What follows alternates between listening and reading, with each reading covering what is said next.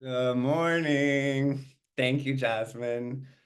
Thank you.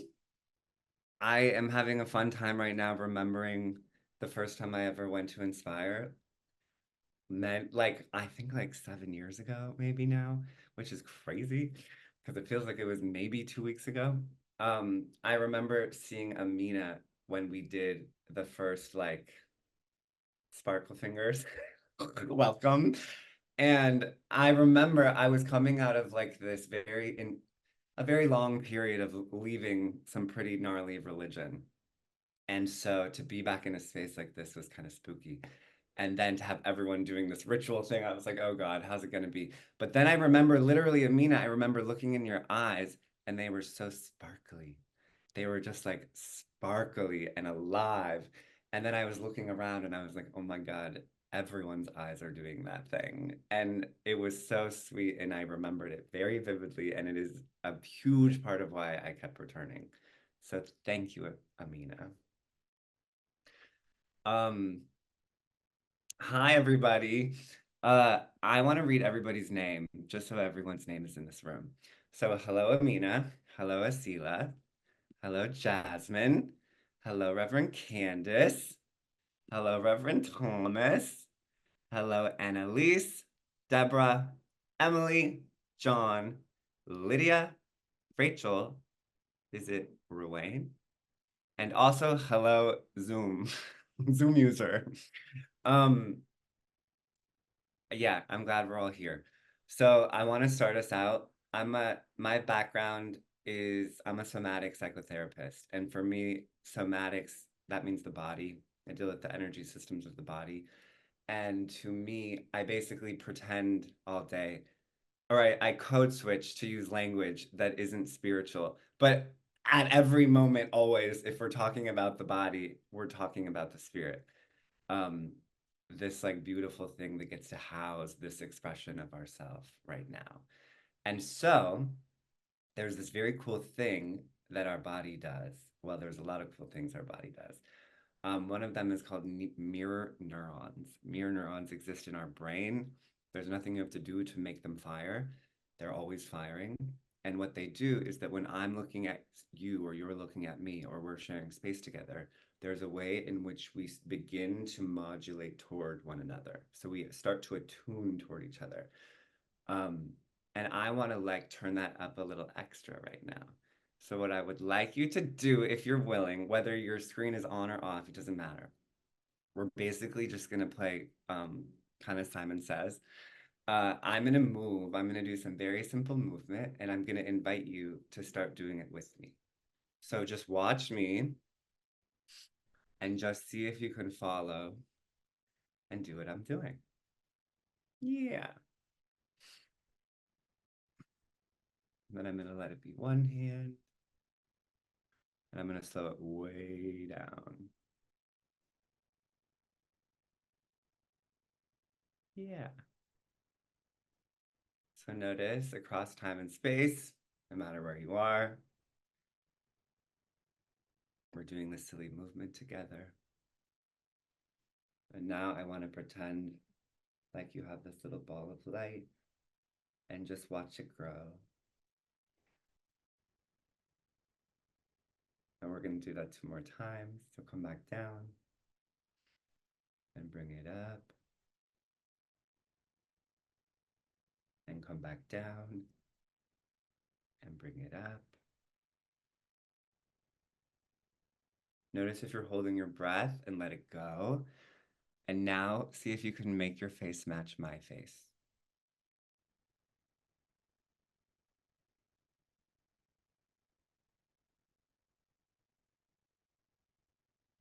And finally,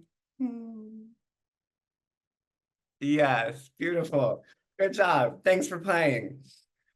Thanks for playing. That was a way of reminding ourselves, all the cells in our bodies, that there are other people here and that we are in connection. And that's what I want to talk about is connection.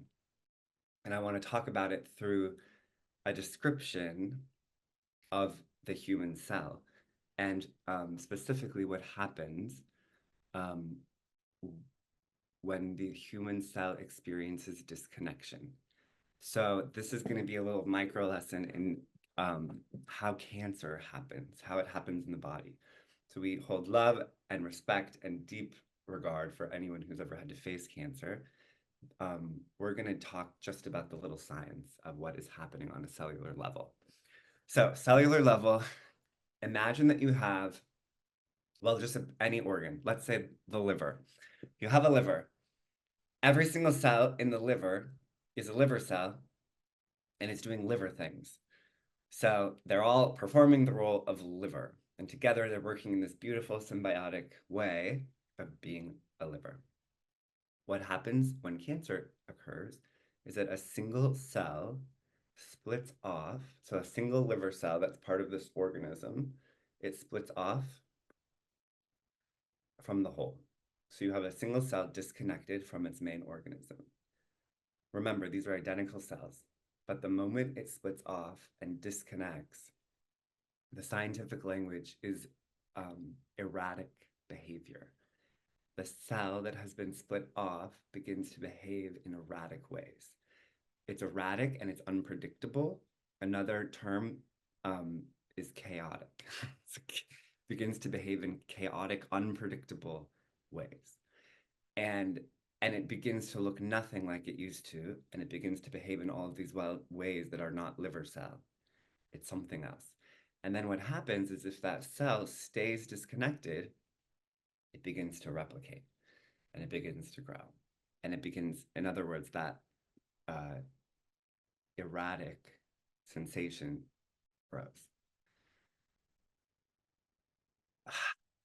So,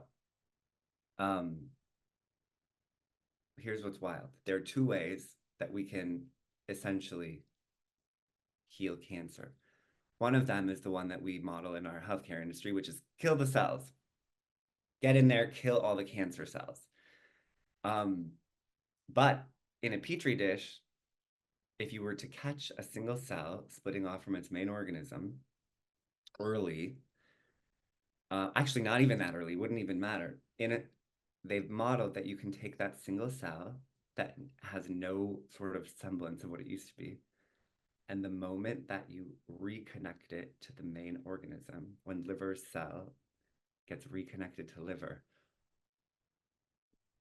it utterly resumes its original form and begins looking exactly like a liver cell with no cellular memory or imprint of that chaos. And so that's bananas. And so that if you can do that and you reintegrate that isolated cell back into the whole, it remembers itself and it remembers its function and it remembers how and who it is. And then it gets to do the thing that it exists to do, which is, be a liver or a heart or your blood. Everyone take a breath. Notice if you're ever holding your breath and exhale. I always like to remind us of that. And so I imagine it's not lost on you, but we are a human cell. We are this huge echo of the human cell. We are a human organism. And we are a social species. And so when we disconnect and experience disconnection, we stop being able to find ourselves, and we lose, we forget who we are. And the pathway back. So imagine that time. Everyone's probably had the experience of you're just like deeply in your head, and the fear is happening, and the anxiety or the depression, whenever it's happening, that place. And so the pathway back is connection. And of course, connection exists in many different ways, and they're all divine. But the one I'll lead with, is connection with the divine.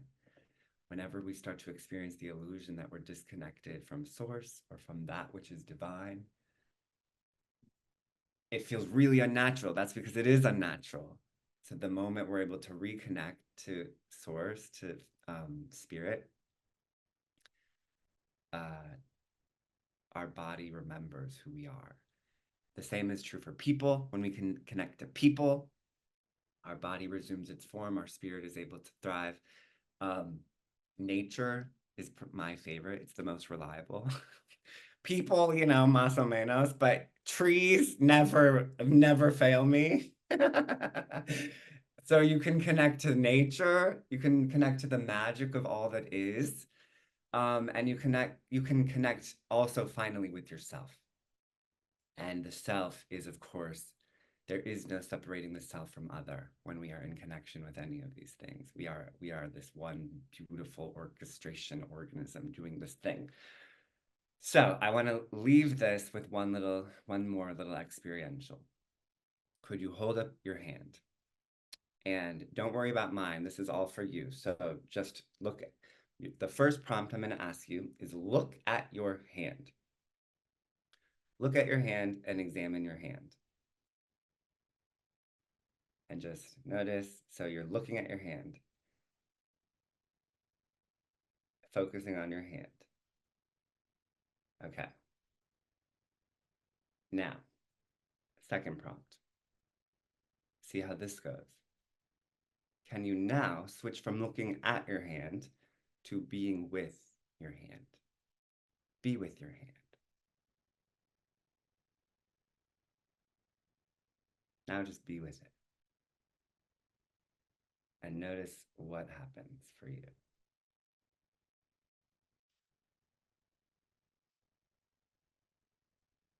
Okay, you can put your hand down. I don't know what happened for you, but I did see this happen on many screens. When we look at our hand or at something, it is separate from us. When I said be with your hand, I saw many hands soften, and the energy of be with is very, very different than be at. Very different. And for me, the moment I can be with my hand, suddenly there's aliveness there and there's connection. And so my question to you is, if that might be true, what would it be like not to be at God or at source, like, this thing that I have to find outside of myself? What would it be like to be with source, to be with light, to be with nature? And then finally, of course, to be with each other. And so, yeah, that's what I wanted to share with you. And I know the theme today is authenticity. There is no connection in the absence of authenticity because we have to let ourselves be seen. And it's scary. But if I'm not letting myself be seen, I'm not giving you a firm hand to hold. You can't, there's not a connection point. And so we get to be loving and gentle with ourselves when that happens. For good reason it happens. It's scary to connect sometimes. It's scary to be seen. But the more we practice the courage of being seen and being with each other, the more connected we feel, the more we remember who we are. That's my share. Happy Sunday. Thanks for playing.